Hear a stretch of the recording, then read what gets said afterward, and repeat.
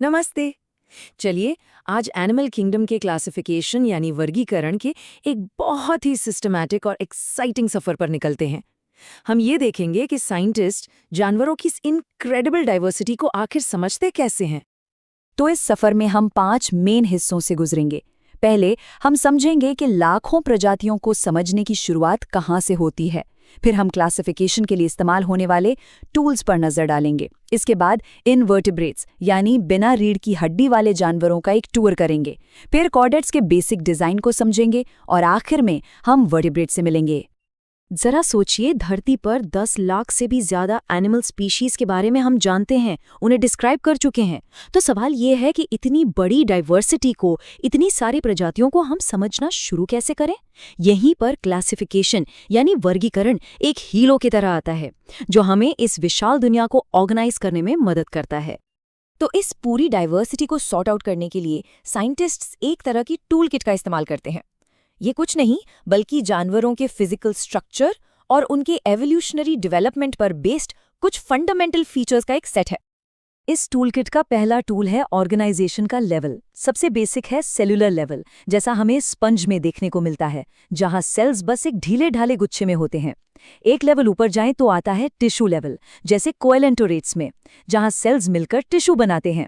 इससे भी ज्यादा कॉम्प्लेक्स होता है ऑर्गन लेवल, जो हमें प्लैटीहेल्मिन्थ्स यानी चपटे कृमियों में मिलता है, जहां टिश्यूज मिलकर ऑर्गन्स बनाते हैं।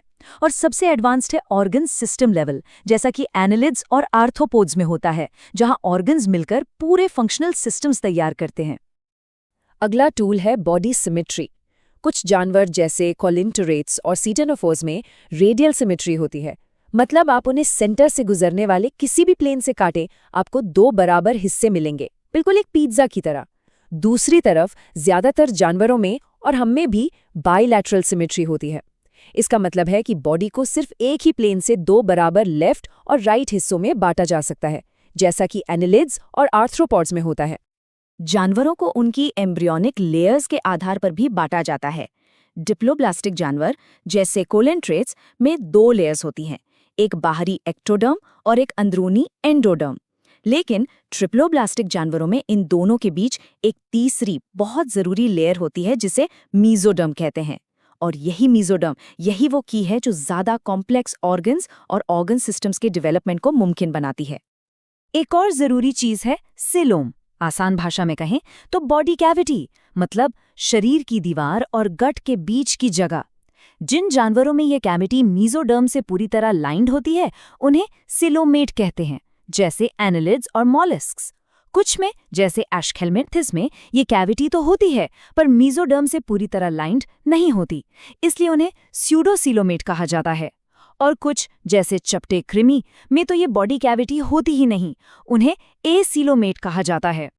अच्छा, हमारे इस क्लासिफिकेशन टूलकिट में 2 और बहुत जरूरी टूल्स हैं, सेगमेंटेशन और नोटोकॉर्ड। सेगमेंटेशन का मतलब है बॉडी पार्ट्स का एक एक करके रिपीट होना, जैसा आपने केचुए में जरूर देखा होगा। और नोटोकॉर्ड एक रॉड जैसी सपोर्ट करने वाली स्ट्रक्चर है, जो सिर्फ कॉर्डेट्स में उनकी लाइफ के किसी न किसी स्टेज पर पाई जाती है। तो ठीक है, अब जब हमारे पास क्लासिफिकेशन के सारे टूल्स आ गए हैं, तो चलिए इनवर्टिब्रेट्स की दुनिया का एक टूर करते हैं। हम सबसे सिंपल जीवों से शुरू करेंगे और धीरे धीरे ज्यादा कॉम्प्लेक्स जीवों की तरफ बढ़ेंगे। हमारी यात्रा शुरू होती है फाइलम पोरिफेरा से, जिन्हें हम स्पंज के नाम से बेहतर जानते हैं। ये सेल्यूलर लेवल पर सबसे सिंपल जानवर हैं, ज्यादातर एसिमेट्रिकल होते हैं और इनमें कोई बॉडी कैविटी नहीं होती। इनकी सबसे अनोखी बात है इनका वाटर ट्रांसपोर्ट या कैनाल सिस्टम। ये पानी की धाराओं का एक नेटवर्क इस्तेमाल करते हैं खाना खाने, सांस लेने और वेस्ट बाहर निकालने के लिए। इसके कुछ उदाहरण हैं साइकॉन, मीठे पानी का स्पंज स्पोंगजिला और बाथ स्पंज यूस्पोंजिया। इसके बाद आते हैं सीलेंडेरिया और स्टेनोफोरा। दोनों में टिश्यू लेवल का ऑर्गेनाइजेशन और रेडियल सिमेट्री होती है। सीलेंडेरिया, जैसे कि जेलीफिश, ओरेलिया और एडैम्सिया, अपने खास स्टिंगिंग सेल्स यानी सीलियोब्लास्ट्स के लिए जाने जाते हैं। ये छोटे छोटे हार्पून्स की तरह होते हैं, जिन्हें वे शिकार करने और बचने के लिए इस्तेमाल करते हैं। वहीं दूसरी तरफ स्टेनोफोरा, जैसे प्लूरोब्रैकिया, चलने के लिए 8 चमकती हुई कोम्ब प्लेट्स का इस्तेमाल करते हैं। अब आते हैं कीड़ों पर। फाइलम प्लैटीहेलमिन्थ्स यानी फ्लैटवर्म्स। जैसा कि नाम से ही जाहिर है, ऊपर से नीचे चपटे होते हैं। इनमें ऑर्गन लेवल का ऑर्गेनाइजेशन तो है, पर कोई बॉडी कैविटी नहीं होती, जैसे कि टेपवर्म टीनिया और फैसियोला। इनके मुकाबले एस्केलमेंट्स यानी राउंड वर्म्स क्रॉस सेक्शन में गोल होते हैं। इनके पास ऑर्गन सिस्टम लेवल का ऑर्गेनाइजेशन और एक झूठी बॉडी कैविटी यानी स्यूडोकोलम होता है। इसके उदाहरण हैं एस्केरिस और वुचरेरिया। अब आता है फाइलम एनेलिडा यानी सेगमेंटेड वर्म्स। ये पहले जानवर हैं जिन्हें हमने देखा है जो ट्रू कोलोमेट हैं। साथ ही इनमें बायलैटरल सिमेट्री और ऑर्गन सिस्टम लेवल का ऑर्गेनाइजेशन भी है। इनकी पहचान है मेटामेरिक सेगमेंटेशन, जहां बॉडी साफ-साफ रिंग्स या सेगमेंट्स में बटी होती है। इसके उदाहरणों में नेरिस, केंचुआ, फेरेटिमा और खून चूसने वाली जोंक हेरोडेनेरिया शामिल हैं। इससे पहले कि हम अगले फाइलम पर जाएं, जरा इस कमाल के फैक्ट पर गौर कीजिए। धरती पर पहचानी गई सभी प्रजातियों में से 2/3 से भी ज्यादा आर्थ्रोपॉड्स हैं। ये बात इन्हें एनिमल किंगडम का अब तक का सबसे सक्सेसफुल ग्रुप बनाती है। तो क्या चीज़ है जो फाइलम आर्थ्रोपोडा को इतना सक्सेसफुल बनाती है? इनके 2 मेन फीचर्स हैं।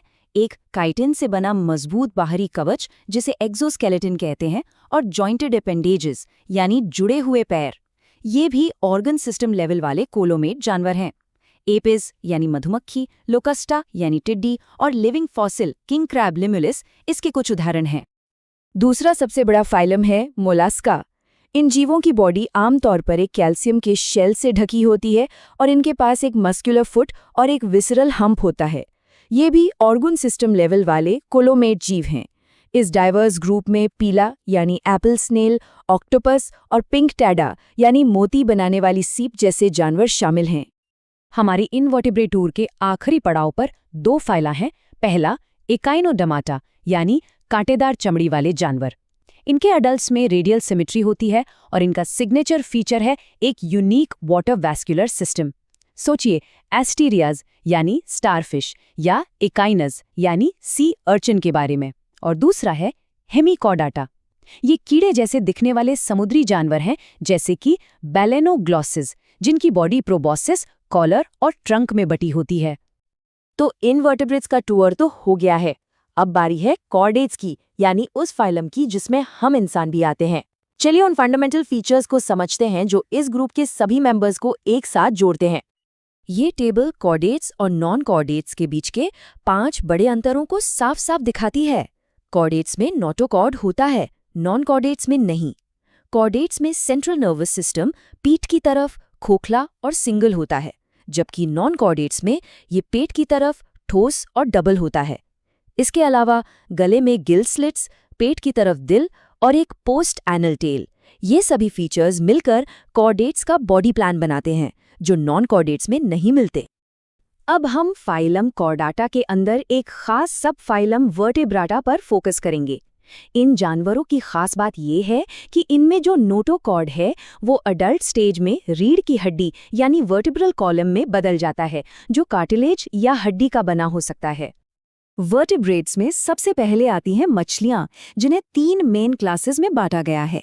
साइक्लोस्टोमाटा बिना जबड़े वाली मछलियां हैं, जैसे पेट्रोमाइजोन।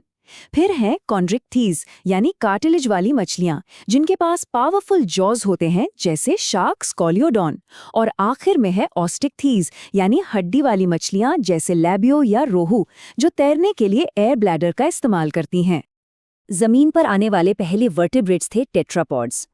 क्लास एम्फीबिया जैसे कि मेंढक, राना, पानी और जमीन दोनों पर अपनी डुअल लाइफ जीते हैं।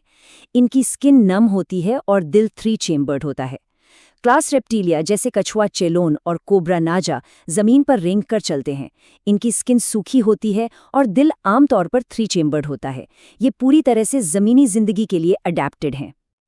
और हमारे टूर के आखिर में आते हैं warm blooded vertebrates, class Aves यानी पक्षी, आसमान के राजा हैं। इनकी पहचान है पंख, पंखों में बदले हुए आगे के हाथ पैर और उड़ने के लिए हल्की खोखली हड्डियां। सोचिए कॉर्वस यानी कौवे, या फिर न उड़ने वाले शुतुरमुर्ग स्ट्रूथियों के बारे में। और आखिर में क्लास ममेलिया, जिसमें हम भी आते हैं। हमारी यूनिक पहचान है मेमोरी ग्लैंड्स, जिनसे बच्चों को दूध पिलाया जाता है, और स्किन पर बाल। ये ग्रुप उड़ने वाली लोमड़ी पिटेरोपस से लेकर विशालकाय ब्लू व्हेल बलानिप्टेरा तक फैला है। पक्षियों और मैमल्स दोनों में एक बहुत एफिशिएंट 4 चैम्बर्ड दिल होता है। तो सोचिए, एक सिंगल सेल से शुरू होकर 10 लाख से भी ज्यादा प्रजातियों तक का ये सफर, यही तो है एनिमल लाइफ की कहानी। और ये क्लासिफिकेशन हमें इसी कहानी को समझने में मदद करता है। हर साल नई नई प्रजातियां खोजी जा रही हैं, तो सोचने वाली बात ये है कि इस कहानी का अगला चैप्टर कैसा होगा।